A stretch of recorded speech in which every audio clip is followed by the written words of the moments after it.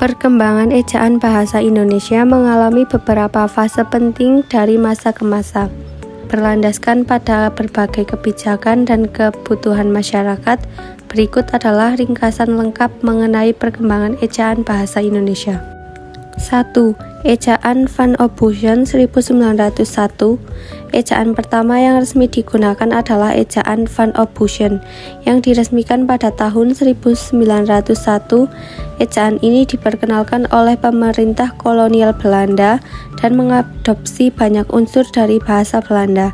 Ciri khasnya adalah penggunaan huruf J untuk bunyi Y dan huruf OE untuk bunyi U. 2. Ejaan Sowandi 1947. Setelah kemerdekaan Indonesia, ejaan diperbarui untuk ejaan Sowandi yang dikeluarkan pada tahun 1947.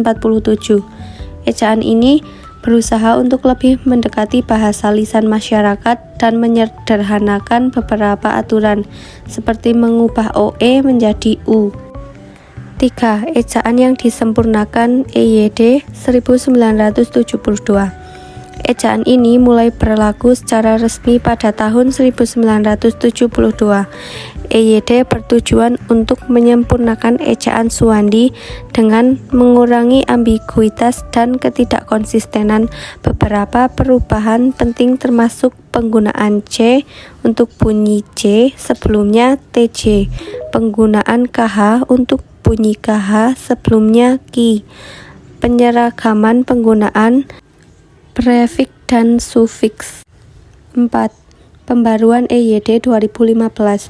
Pada tahun 2015 dilakukan beberapa revisi terhadap EYD untuk menyesuaikan dengan perkembangan bahasa dan teknologi.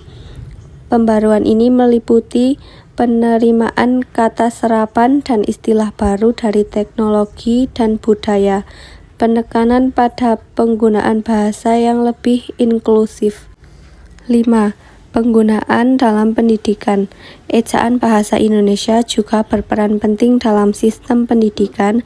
Kurikulum mengajarkan EYD secara formal kepada siswa dari tingkat dasar hingga menengah, memastikan generasi muda memahami dan menggunakan bahasa Indonesia dengan benar. 6. Peran lembaga resmi. Lembaga seperti Badan Bahasa Republik Indonesia memiliki peran penting dalam pengembangan dan pemeliharaan standar ejaan, termasuk penyusunan kamus dan pedoman penggunaan bahasa. Perkembangan ejaan bahasa Indonesia mencerminkan dinamika sosial, politik, dan budaya bangsa. Setiap perubahan bertujuan untuk meningkatkan kejelasan, konsistensi, dan kesesuaian bahasa dengan masyarakat yang terus berkembang.